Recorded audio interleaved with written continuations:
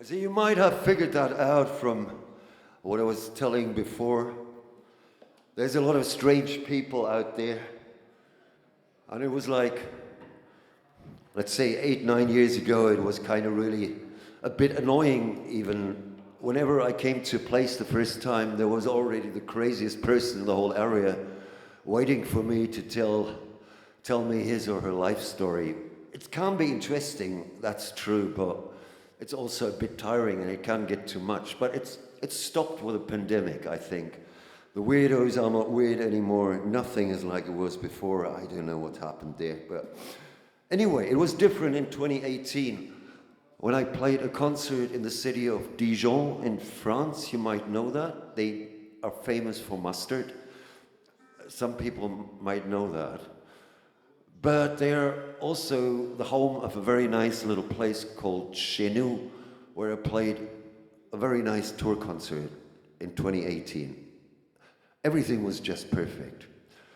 Until this young lady talked to me after the gig and said like, listen, that was a very nice concert, but you played in the wrong place, unfortunately. I said, why is that? I mean, this is a very nice place here. I said, yeah, maybe nice, but wrong. Unfortunately, wrong. So then, but it's like your lucky day, because I know the right place. Oh, no, I thought, oh, fuck. That's going to be an interesting evening. But she made me very curious. She just said like, oh, listen, I mean, this place I'm talking about is just made for your music. You have to play there. Everything else would be a waste. And so I got like kind of, okay, fuck, I want to see that place. So the next day we met again and we drove to that place to see it, just so I can have a look and decide myself. And it turned out to be 1 hour south of Dijon in a place, I can't remember the name of the city anymore. I have to look it. It's actually a village. I have to look it up. But anyway, the destination was a little train station, you know? A little train station building. And in France, they try to save money on all that. The SNCF, the French train company. So they stop running trains on certain lines, and because nobody lives there anymore, or they just don't make money enough or whatever. And so they sell those little train station buildings. And the new owner turned out to be a retired US Navy pilot, which doesn't really make sense. Why should a pilot buy a train station? You know, trains, planes, different things. But he had a very good excuse. He had a strange hobby. He was collecting train wagons. I'm not talking about models, I'm talking about real train wagons.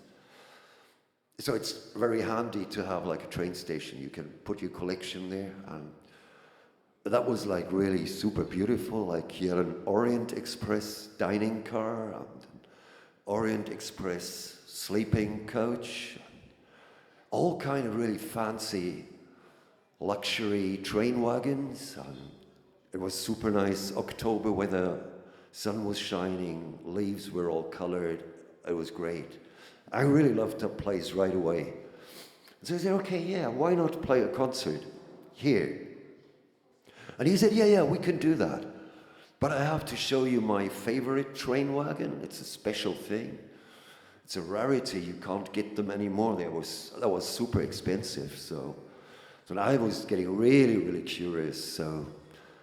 And then he showed me this box car. You know what a box car is? That's like a car for a train wagon for animals, for cows, for horses, for pigs, whatever animal. I said, this is a box car. He said, yeah, but it's a very special box car. I said, no, it's not. It's a box car. And he's like, no. This is like brand new from the factory, 1943. I said, oh, so what's so cool with that one?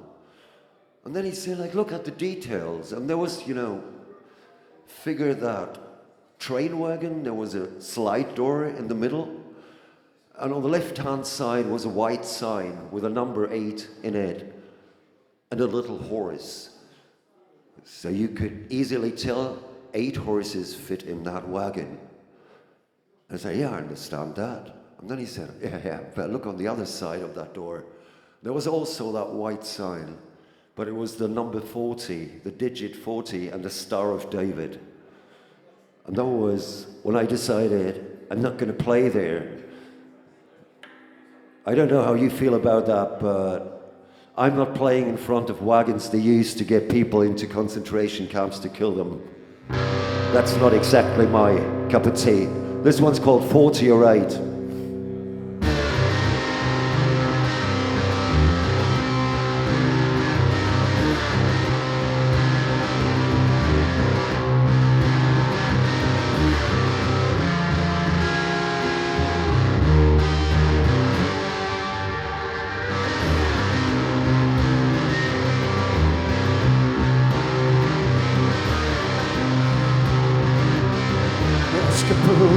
Was a woman in the heart of Burgundy. I can take you to some place she said you've never ever seen. In the valley of the wolves, there's a ghost collecting trains, collecting trains, collecting trains.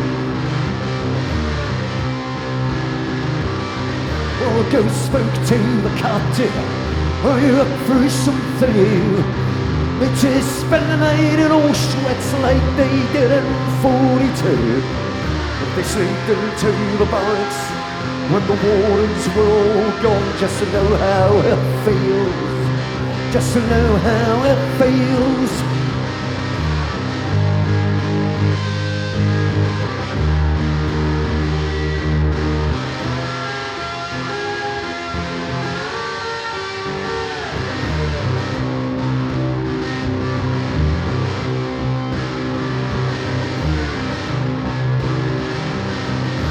Rushed out of the dining car just to throw upon the track. Offhand words that ricochet and hit you in the back. Too many ghosts haunt you in the valley of the wolves. Oh, how does that feel? How does that feel? In a week of 7 days, every day is 24 hours on each hour. One goes up against the wall. We're gonna claim the fences, made it back to Burgundy. Oh, how does that feel? How does that feel?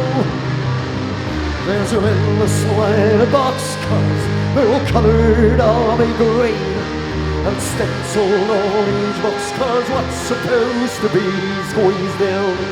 Now it's given me the crate. See the devil's back on track again. Who's gonna take the ride this time? Is it horses? Is it men? 40 right. 40 right. 40 right. 40 all right.